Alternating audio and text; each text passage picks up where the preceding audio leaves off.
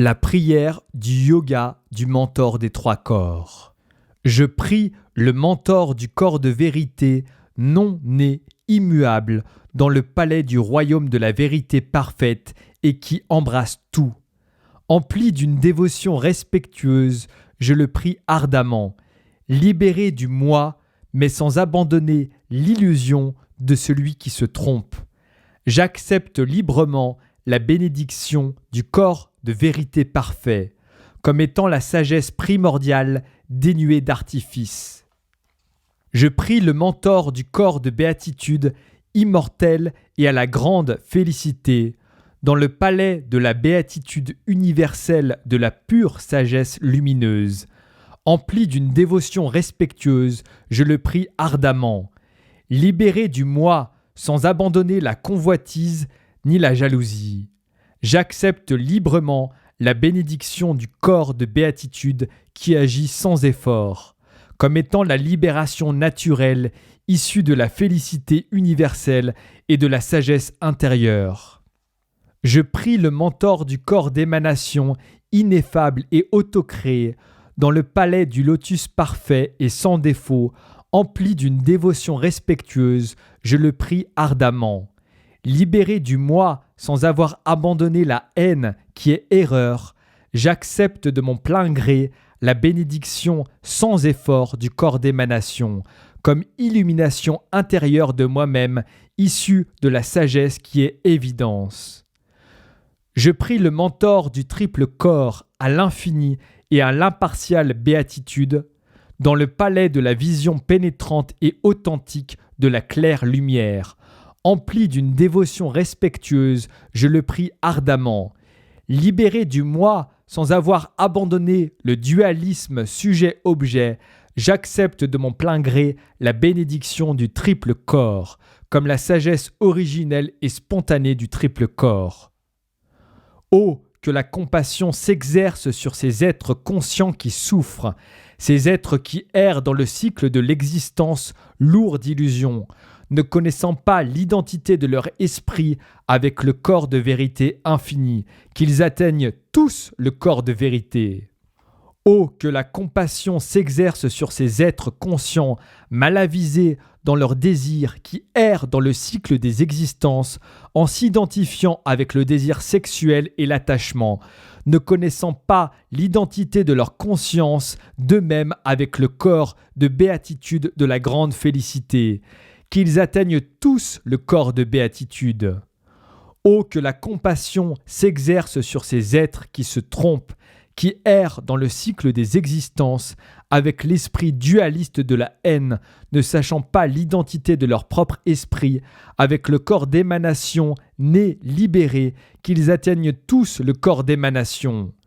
Oh, que la compassion s'exerce sur tous les êtres qui ne sont pas encore des Bouddhas, qui sont piégés par l'habitude de la présence des voiles que sont l'accoutumance et l'objectivité, ne sachant pas l'identité de leur propre esprit avec les trois corps indivisibles, qu'ils atteignent tous les trois corps de la bouddhéité.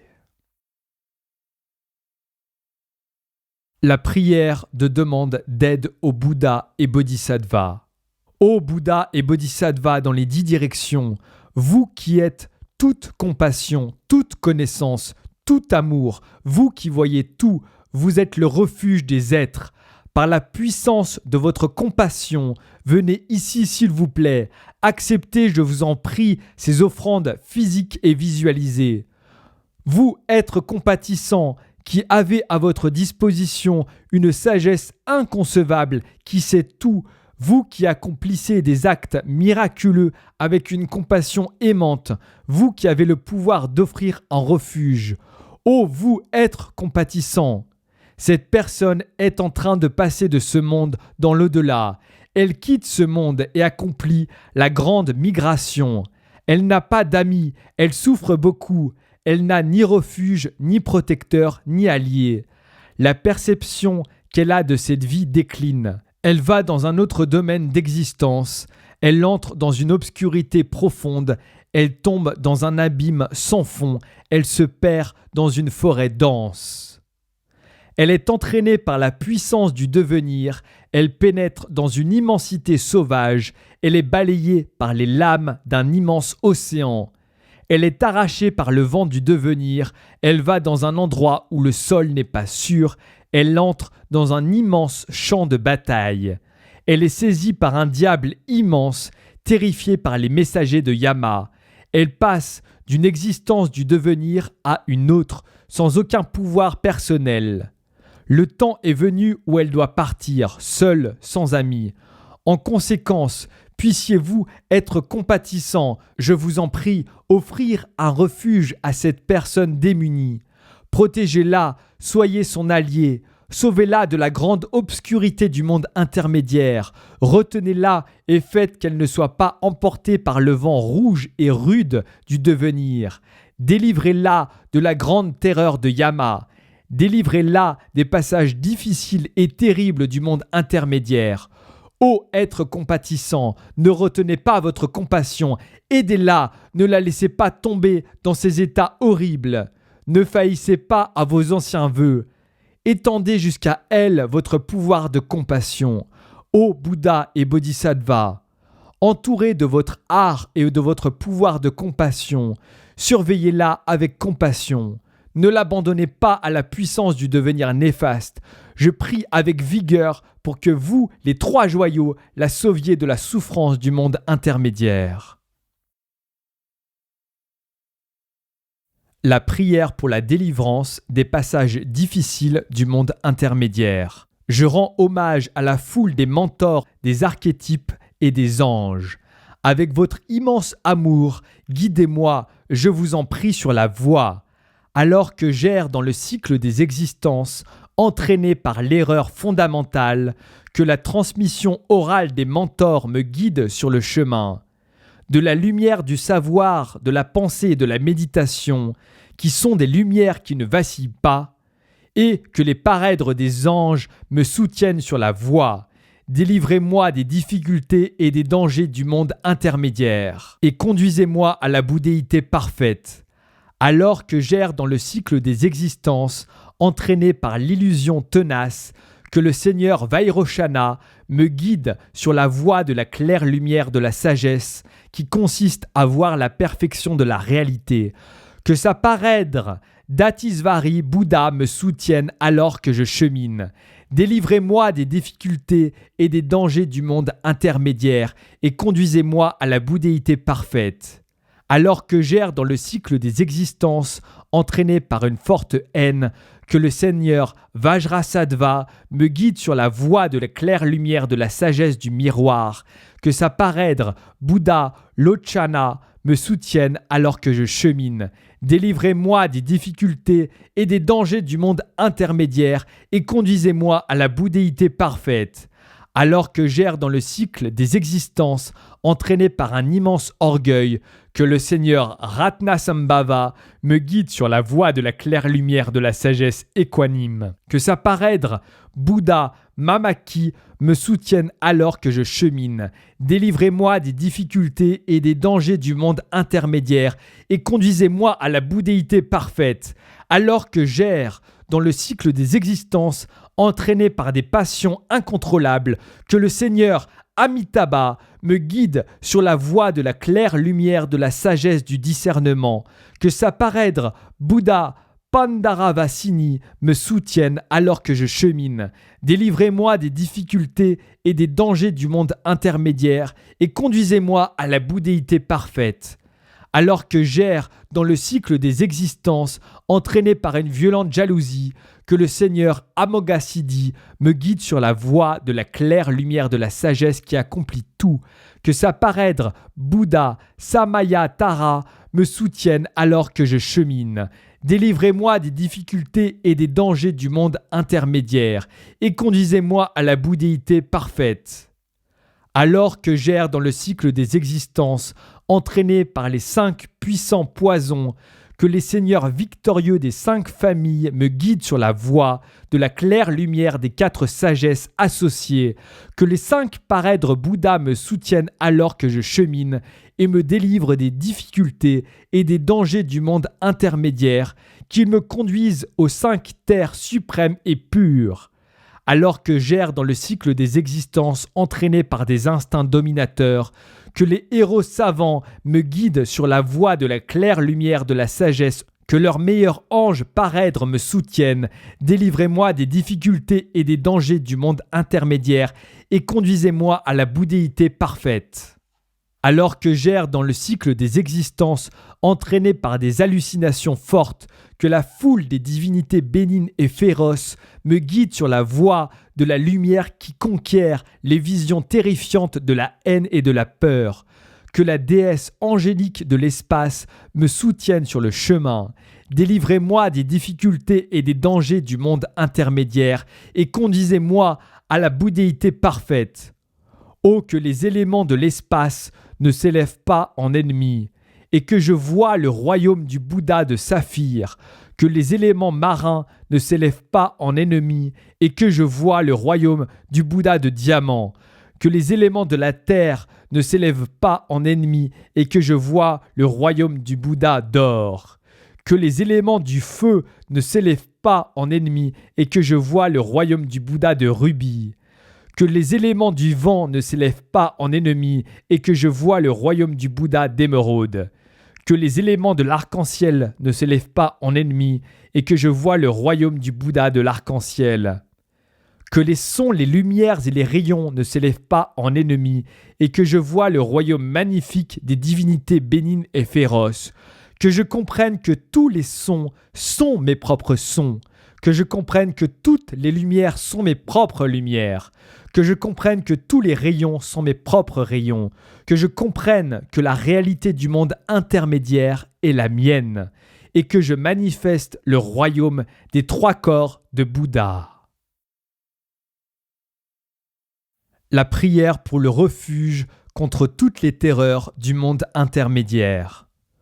Oh, quand mon énergie vitale sera épuisée, comme les êtres chers ne peuvent pas m'aider au-delà de ce monde, et que je dois errer seul dans le monde intermédiaire, que les Bouddhas bénins et féroces utilisent la force de leur compassion et dispersent le brouillard épais de l'obscurité du savoir erroné. Maintenant que j'erre seul, séparé de ceux que j'aime, et que toutes mes visions ne sont que des images vides, que les Bouddhas utilisent la force de leur compassion et arrêtent dans le monde intermédiaire la crainte et la haine qui vous entraînent. Quand les 5 lumières de la sagesse lumineuse apparaîtront à l'horizon, que je sois capable sans crainte, courageusement, de le reconnaître comme moi-même. Quand les formes des seigneurs bénins et féroces s'élèveront, hardis et sans crainte, que j'identifie l'état intermédiaire.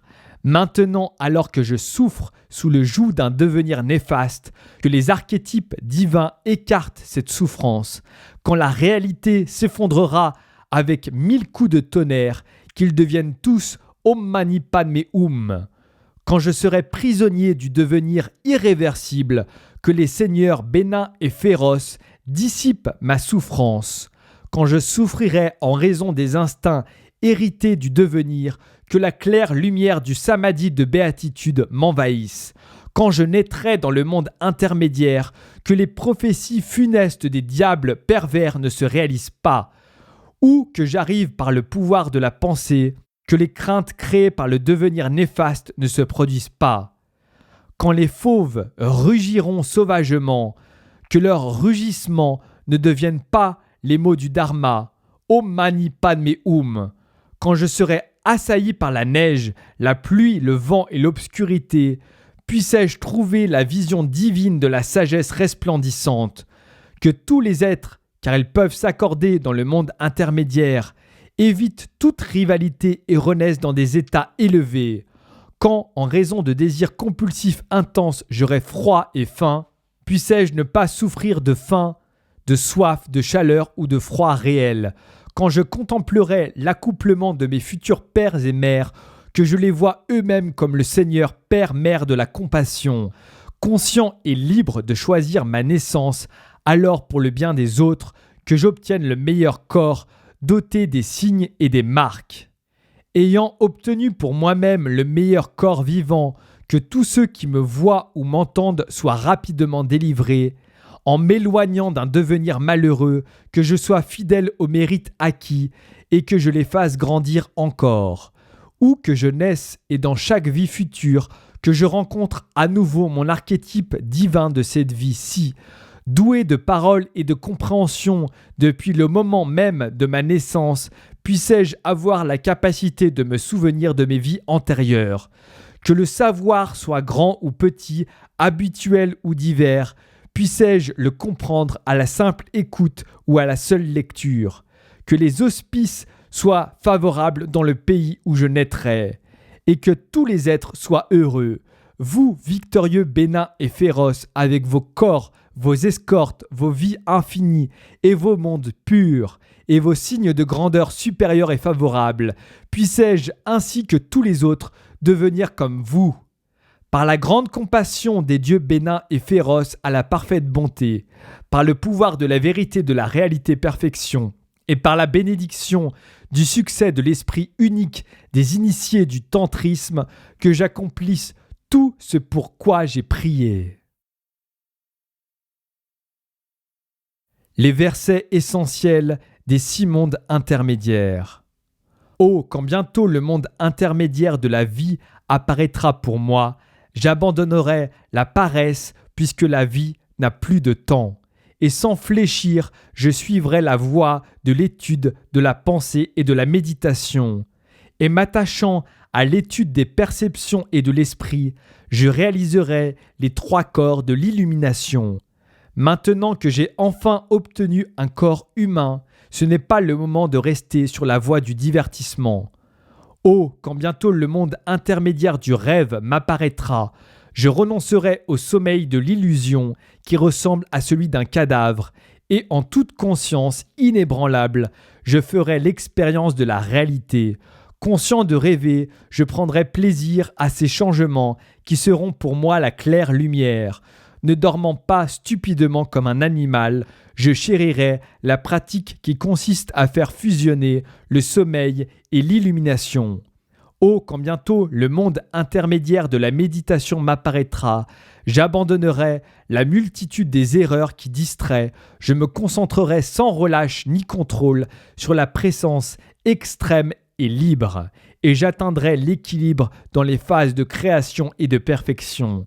Renonçant aux affaires, totalement concentré dans la méditation, je ne céderai pas au pouvoir des conditionnements erronés.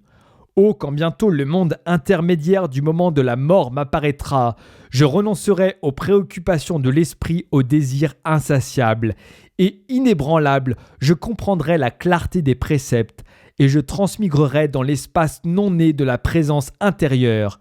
Sur le point de perdre ce corps créé de chair et de sang, je comprendrai qu'il est impermanence et illusion. Oh, quand bientôt le monde intermédiaire de la réalité m'apparaîtra, je laisserai passer les hallucinations de la terreur instinctive et je reconnaîtrai tous les objets comme étant des visions créées par mon propre esprit et je comprendrai qu'il s'agit du mode de perception de l'état intermédiaire. Ayant atteint cet instinct, ayant atteint cet arrêt très critique, je ne craindrai pas mes propres visions des divinités bénignes et féroces. Oh, quand bientôt le monde intermédiaire de l'existence m'apparaîtra, je tiendrai fermement ma volonté avec mon esprit unifié et concentré, et j'augmenterai vigoureusement l'impulsion du devenir favorable. Bloquant l'entrée de la matrice, je me souviendrai d'être repoussé. Maintenant le courage et la perception positive sont essentiels. Je renoncerai à la jalousie et je contemplerai tous les couples comme étant mon mentor spirituel, mon père et ma mère. L'homme dont l'esprit est distrait et qui ne pense jamais la mort vient, qui passe son temps comme esclave des affaires vaines de la vie terrestre et puis en sort sans rien, commet une erreur tragique. Reconnaître la nécessité et l'enseignement sacré des dieux. Aussi, à partir de maintenant, ne vivrez-vous pas cette vérité divine? Telles sont les paroles des grands initiés.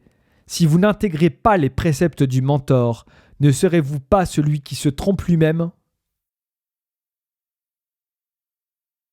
La libération naturelle des instincts.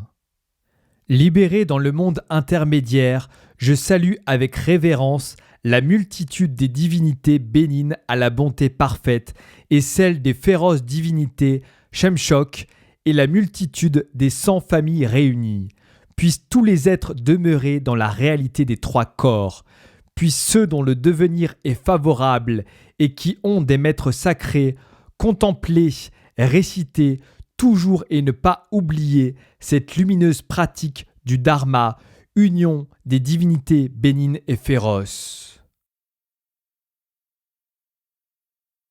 Les 10 branches de l'accumulation des mérites. Om Aum. Aux fabuleux vainqueurs bienheureux, bénins et féroces, aux précieux 3 joyaux et aux archétypes divins, accompagnés des multitudes d'anges et de la foule de ceux qui ont prêté serment, dans les fabuleux royaumes aux limites de l'espace, sans jamais abandonner jusqu'à mon illumination totale, je m'adresse avec révérence pour prendre refuge. Depuis les profondeurs immenses et fabuleuses du royaume de la réalité, en créant des corps de sagesse, d'art et de compassion, puissent les fabuleuses divinités bénines et féroces des 3 époques venir ici pour le bien de tous les êtres, nous les en prions. Dans cette sphère de sagesse pure aux possibilités manifestes, sur les trônes en forme de lion en pierre précieuse, sur des soleils et des lunes dont l'exécution et la sagesse sont parfaites, installez-vous, nous vous en prions, avec une joie immense et sans mélange. Dans la vulve secrète de la Dame à la parfaite bonté, la félicité sans dissipation du Seigneur à la parfaite bonté, créée dans la joie de la multitude des divinités bénines et féroces, père et mère avec leurs enfants, je me prosterne devant eux tous. À vous, multitude victorieuse des seigneurs bénins et féroces, je donne des offrandes incalculables, extérieures, intérieures et secrètes. Déployés là, issus de l'esprit, je vous les offre pour le bien de tous. Acceptez-les, je vous en conjure. Depuis toujours influencé par les 3 poisons, je confesse mes péchés de parole et d'esprit ainsi que leurs instincts, qui tous contribuent à engendrer le cycle des états épouvantables. Avec regret et repentir, je les confesse de tout cœur. Dans le monde de la grande félicité visible, dans tout l'univers de la vérité, à tous les actes accomplis pour autrui, au mérite, à l'esprit d'illumination, au succès du mérite et de la sagesse, je rends hommage avec une immense joie. Puissent les maîtres aussi nombreux que les atomes dans tous les univers quitter leur samadhi pour le bien des êtres, tourner les roues sacrées du Dharma et remplir le royaume d'enseignement jusqu'aux frontières de l'espace. Jusqu'à la libération du monde cyclique et l'accomplissement magnifique des objectifs des êtres, puissent tous les maîtres Bouddha, dans leur infinité, éviter de partir dans le nirvana et demeurer parmi nous. Par toutes les vertus des 3 époques, puissent tous les êtres qui remplissent l'espace dans sa totalité devenir vaisseaux du Mahayana inégalé et atteindre rapidement l'état des fabuleux Bouddhas paisibles et féroces. La libération naturelle par la vision nue. Emao, l'esprit unique qui imprègne toute existence et toute libération, bien qu'il soit la nature première, n'est pas reconnu. Bien que sa brillante intelligence soit sans interruption, elle n'est pas regardée en face. Bien qu'elle naisse partout sans cesse, elle n'est pas reconnue. Pour faire connaître seulement cette nature objective, les vainqueurs des 3 époques proclamèrent les inconcevables 88 000 enseignements du Dharma, qui n'enseignent rien d'autre que cette prise de conscience. Bien que les Écritures soient aussi incommensurables que le ciel, leur message consiste en 3 mots qui identifient l'intelligence. Cette introduction directe à l'intention des vainqueurs, cela seulement ouvre la porte de la liberté et du progrès. Kieho. Heureux enfants, écoutez maintenant. Attention, bien que ce grand mot soit si bien connu, les gens ne le connaissent pas, le comprennent mal ou seulement en partie. Et en ne comprenant pas sa réalité avec précision, ils se mettent à avoir des prétentions philosophiques inconcevables. L'individu commun, aliéné, qui ne prend pas conscience de cela, parce qu'il ne comprend pas de lui-même sa propre nature, doit en passer par la souffrance de l'errance à travers 6 formes d'existence dans 3 royaumes. C'est là le prix de l'absence d'attention à cette réalité de l'esprit. Les Bouddhas disciples et ermites demandent la réalisation partielle du non-moi, mais ne le connaissent pas exactement. Prisonniers de leurs traités et de leurs théories, ils n'aperçoivent pas la transparence de la claire lumière. Disciples et ermites restent à l'extérieur en s'accrochant au sujet et à l'objet. Les centristes restent à l'extérieur à cause de leur vision extrémiste des 2 réalités. Les tantristes qui s'adonnent à nombre de rites et de célébrations restent à l'extérieur à cause de leur extrémisme dans le service de la pratique. D'eux-mêmes, les tantristes grands et omniprésents qui s'accrochent au royaume et à l'intelligence duelle, ils errent en demeurant dualistes dans la non-dualité. En ne communiant pas de manière non-duelle, ils ne s'éveillent pas. Alors que toute vie et toute libération sont inséparables de leur propre esprit. Ils continuent de parcourir le cycle des existences dans des véhicules de départ et de choix. Ainsi, intégrant toute chose créée dans ta libre inaction, accomplis la grande libération naturelle de toute chose avec cet enseignement de la libération naturelle par la vision nue de ta propre intelligence. Ainsi, dans la grande perfection, tout est parfait. Samaya ga. L'attention, ce lumineux processus de l'intelligence, d'une manière existe et d'une autre manière n'existe pas. C'est l'origine du plaisir et de la douleur, de la vie et de la libération. Elle est reconnue comme essentielle aux 11 véhicules de la libération. Ces noms sont innombrables dans différents contextes. Certains appellent cet esprit l'esprit réalité. Certains extrémistes l'appellent le moi. Certains disciples l'appellent non-moi. Les idéalistes le désignent par le terme esprit. Certains l'appellent sagesse transcendante. Certains l'appellent la nature de Bouddha. Certains l'appellent le grand sceau. Certains l'appellent la goutte de l'âme. Certains l'appellent le royaume de la vérité. Certains l'appellent le fondement. Certains l'appellent l'ordinaire. Pour comprendre l'entrée en 3 points dans cet en-soi, vois la conscience passer comme vierge de toute direction, claire et vide, la conscience future comme non produite et neuve, et la conscience présente comme une chose naturelle et dépourvue d'artifice. Connaissant ainsi le temps d'une façon très ordinaire, quand tu portes sur toi un regard nu, ton regard est transparent. Il n'y a rien à voir, c'est l'intelligence nue, immédiate et claire. C'est la vacuité claire où rien n'est établi. Pureté de la non-dualité, de la clarté et de la vacuité. Elle n'est pas permanente, elle n'a pas de statut intrinsèque, elle n'est pas réduite à néant, elle est brillante et distincte. Elle n'est pas une unité, elle est une clarté qui discerne toute chose. Elle n'est pas plurielle, elle est indivisible d'un goût unique. Elle ne provient pas de quelque chose, elle est consciente d'elle-même, c'est cette réalité même. Cette identification objective de la réalité des choses contient entièrement et de manière indivisible les 3 corps. Le corps de vérité, vacuité libre de tout statut intrinsèque, le corps de béatitude qui brille de l'énergie naturelle de la liberté, le corps d'émanation qui ne cesse de naître en tout lieu, sa réalité est celle de ces 3 corps entiers et indivisibles. Pour comprendre la méthode énergique permettant d'entrer dans cette réalité même, tu dois savoir que ta propre conscience est cette réalité. Elle n'est autre que cette clarté naturelle sans artifice. Pourquoi dis-tu « je ne comprends pas la nature de l'esprit » puisqu'il n'y a rien ici sur quoi méditer. Dans cette intelligence même de la clarté ininterrompue, pourquoi dis-tu « Je ne vois pas la réalité de l'esprit », puisque le penseur dans l'esprit, c'est cela même.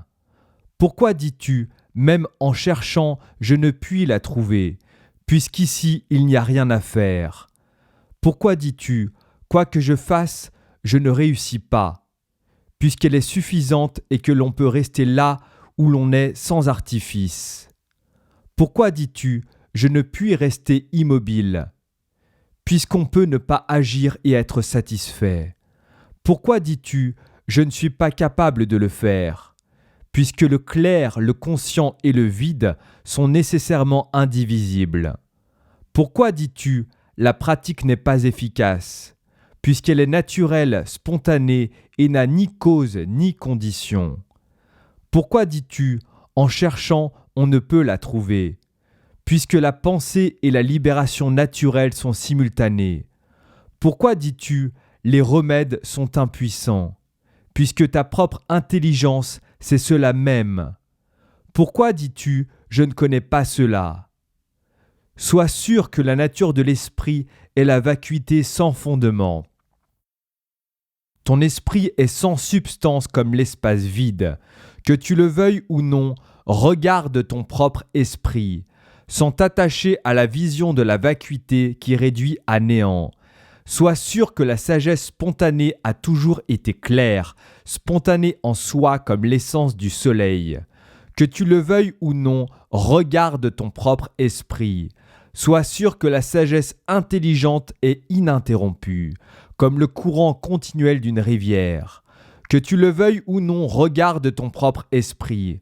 Sois sûr que ce n'est pas en essayant d'expliquer les choses que tu le connaîtras. Il se meut de manière impalpable comme un souffle d'air dans le ciel.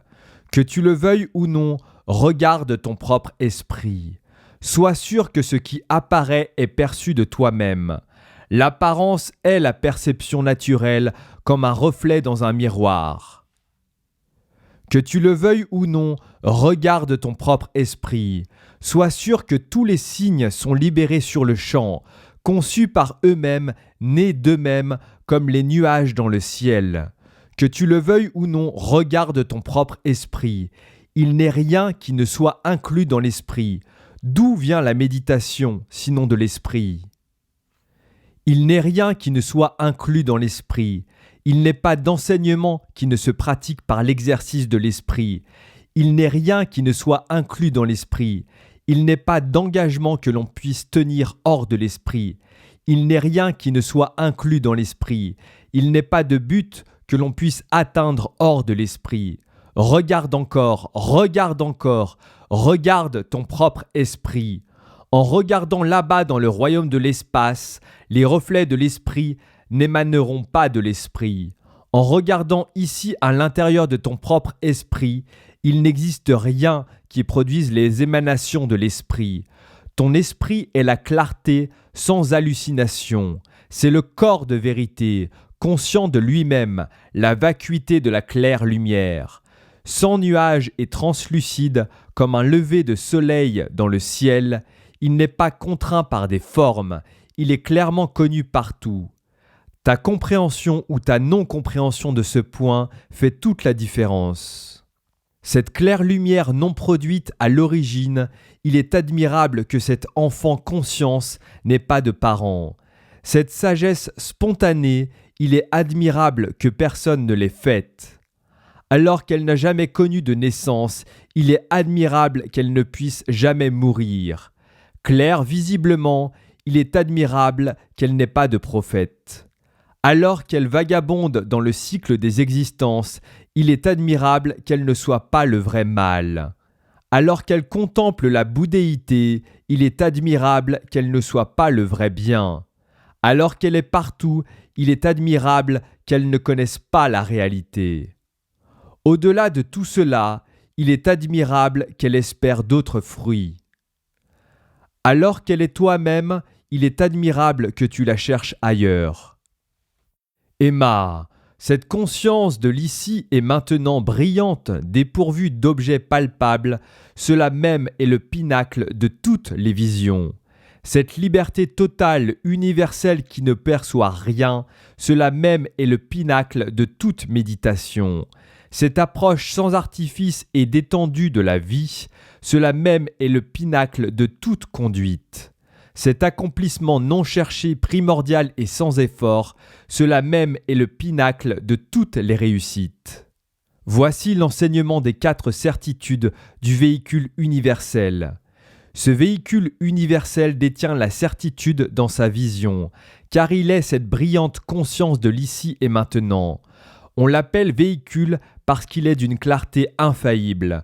Ce véhicule universel est infaillible dans la méditation, car il est cette brillante conscience de l'ici et maintenant. On l'appelle véhicule parce qu'il est d'une clarté infaillible. Ce grand véhicule est infaillible dans la conduite, car il est cette brillante sagesse de l'ici et maintenant. On l'appelle véhicule parce qu'il est d'une clarté infaillible. Ce véhicule universel est infaillible dans l'accomplissement, car il est cette brillante sagesse de l'ici et maintenant. On l'appelle véhicule parce qu'il est d'une clarté infaillible. Voici l'enseignement des 4 piliers de la constance. Ce grand pilier de la vision constante, c'est cette brillante conscience de l'ici et maintenant elle-même. On l'appelle pilier car elle est fermement ancrée dans les 3 époques. Ce grand pilier de la méditation constante, c'est cette brillante conscience de l'ici et maintenant elle-même. On l'appelle pilier parce qu'elle reste fermement ancrée dans les 3 époques. Ce grand pilier de la conduite constante, c'est cette brillante conscience de l'ici et maintenant elle-même. On l'appelle pilier car elle reste fermement ancrée dans les 3 époques. Ce grand pilier de l'accomplissement constant, c'est cette brillante conscience de l'ici et maintenant elle-même. On l'appelle pilier car elle reste fermement ancrée dans les 3 époques. Voici l'instruction qui enseigne l'unicité des 3 époques. Abandonne la notion de passé et ne suis pas les traces d'autrefois. Coupe les liens mentaux et ne suis pas de plan d'avenir. Ne retiens pas le présent, demeure dans l'expérience de l'espace. Libéré de la méditation, ne médite sur rien. Reste attentif, ne te laisse pas distraire et garde-toi de la confusion. Libéré de la concentration et de la confusion, porte sur les choses un regard nu. Brillance consciente d'elle-même, qui se connaît et dont la clarté émane d'elle-même, quand elle apparaît, c'est cela, l'esprit éveillé. Il ne peut être objet de méditation ni de connaissance. C'est une clarté brillante naturelle au-delà de toute confusion. La libération naturelle de la vision vacuité, c'est le corps de vérité vide et brillant. L'accomplissement de la bouddhéité n'est pas au terme de voie qu'il faudrait suivre. Vajrasattva est devant toi maintenant. Instruction pour achever les 6 extrêmes. Bien qu'il existe un grand nombre de visions discordantes, dans cet esprit présent à lui-même, dans cette sagesse née d'elle-même, il n'est pas de dualité de la vision et de celui qui voit. Cherche celui qui voit par l'observation et la non-observation. Quand on recherche celui qui voit, on ne le trouve pas. Alors on arrive au terme des visions. L'impact de la vision n'est rien d'autre que cela. En l'absence de toute vision, où poser ton regard? Ne sombre pas dans la fausse vacuité du néant total. La claire brillance de la conscience de l'ici et maintenant présente à elle-même. C'est cela la vision de la grande perfection. Là, il n'y a pas de dualité de l'accomplissement et du non-accomplissement. Bien qu'il existe un grand nombre de méditations discordantes, sur la voie directe de la conscience commune présente à elle-même, il n'y a pas de dualité de la méditation et de l'objet de la méditation. Dans la recherche de ce qui génère la méditation et l'absence de méditation, quand tu cherches le méditant sans le trouver, alors les méditations sont parvenues à leur terme. L'impact de la méditation n'est rien d'autre que cela. en l'absence totale de méditation et de l'objet de méditation, ne succombe pas au délire obscur de l'illusion. Dans la claire brillance de la conscience sans artifice de l'ici et maintenant, voici la contemplation juste et sans artifice. Là, le dualisme de l'éternel et de l'éphémère n'existe pas. Bien qu'il y ait un très grand nombre de jugements éthiques discordants, dans la goutte exclusive de la sagesse présente à elle-même, il n'y a pas de dualité de celui qui agit et de ce qui est agi. Cherche le moteur de l'action et de l'inaction. En cherchant cet acteur même, on ne le trouve pas. Alors tu parviens au terme des actions éthiques. L'essence de l'éthique n'est rien d'autre que cela. En cette absence totale de ce qui agit et de ce qui est agi, ne succombe pas aux erreurs des pulsions instinctives. Dans la claire brillance de la conscience sans artifice de l'ici et maintenant, sans choisir, sans te laisser abuser par les artifices, voici l'action éthique parfaite, libérée du dualisme du parfait et de l'imparfait.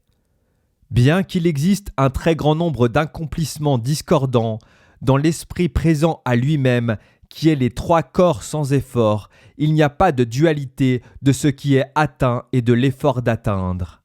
Cherche celui-là même qui a atteint l'accomplissement. En le cherchant, on ne le trouve pas. Ainsi, l'on parvient au terme des accomplissements projetés. L'essence de l'accomplissement n'est rien d'autre que cela. En cette absence totale de réalisation de l'accomplissement, ne succombe pas à l'inquiétude de l'abandon et de l'entreprise. Cette claire brillance sans effort de la conscience de l'ici et maintenant, présente à elle-même, est elle-même la réalisation des trois corps visibles.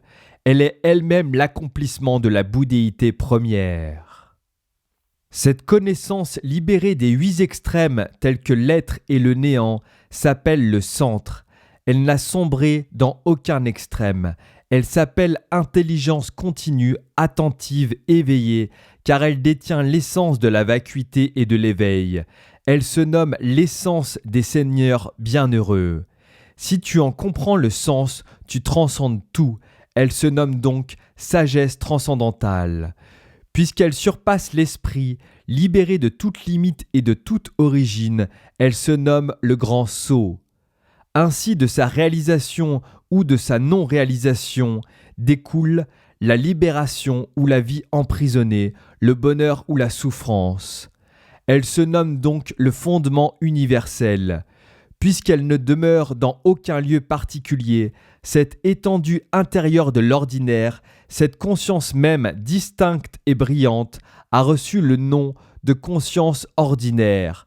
Quel que soit le nom poétique qu'on lui donne, en fait, qui pourrait vouloir plus que cette conscience de l'ici et maintenant présente à elle-même?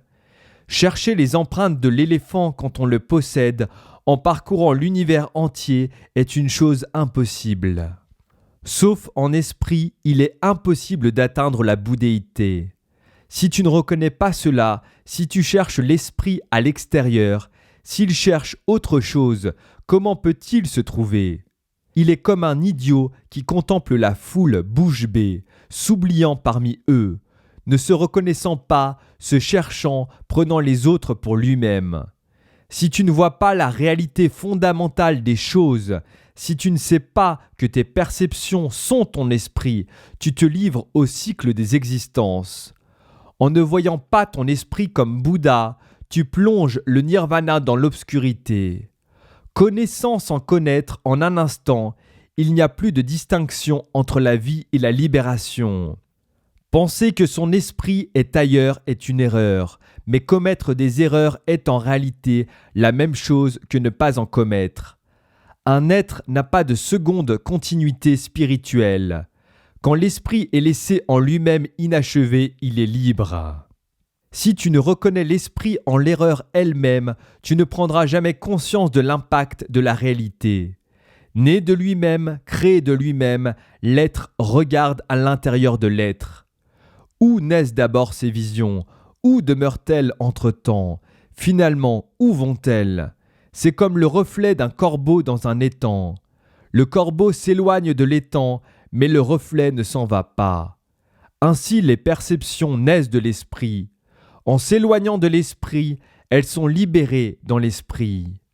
L'esprit lui-même, cette vacuité claire qui sait tout, qui est consciente de tout, est comme le ciel, vacuité primordiale indivisible de la clarté.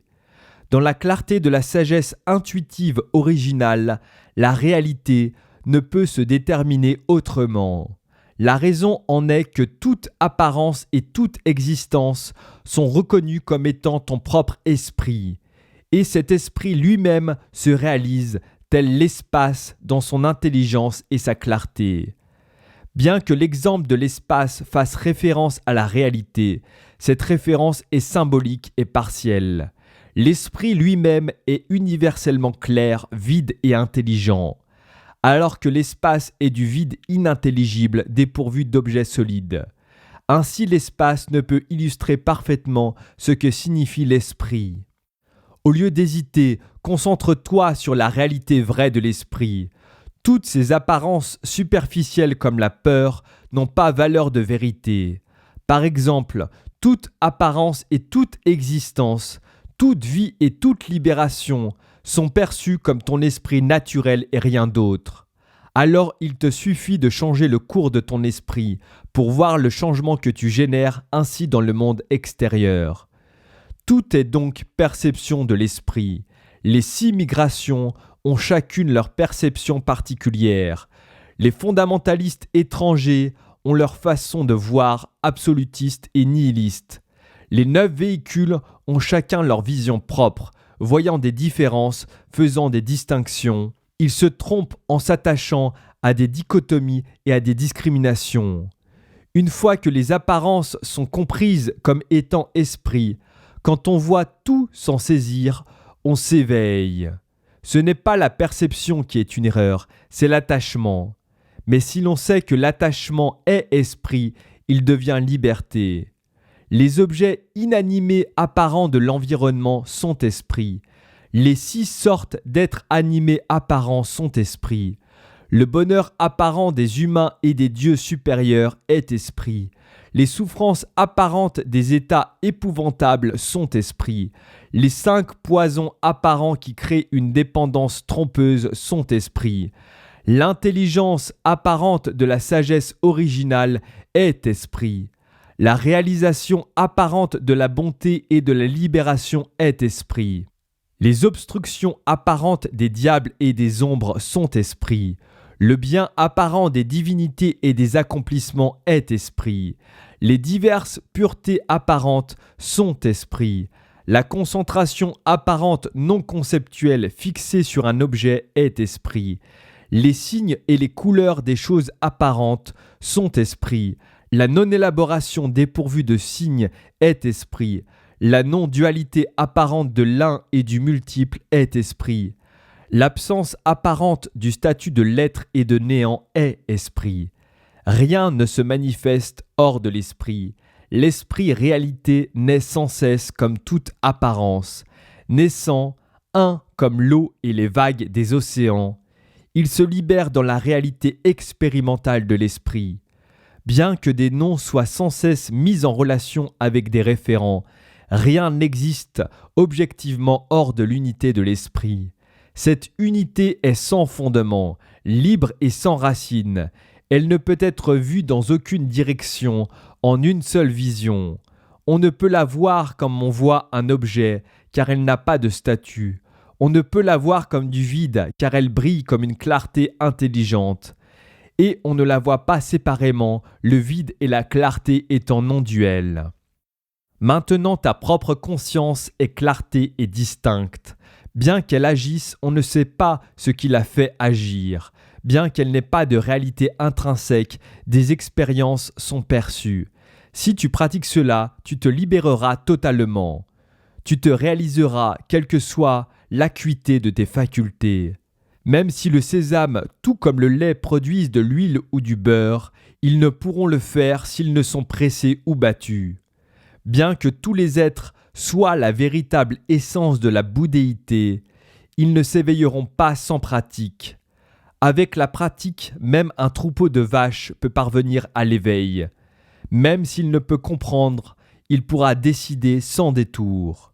Quand tu goûtes le sucre dans ta bouche, tu n'as pas besoin des autres pour l'expliquer.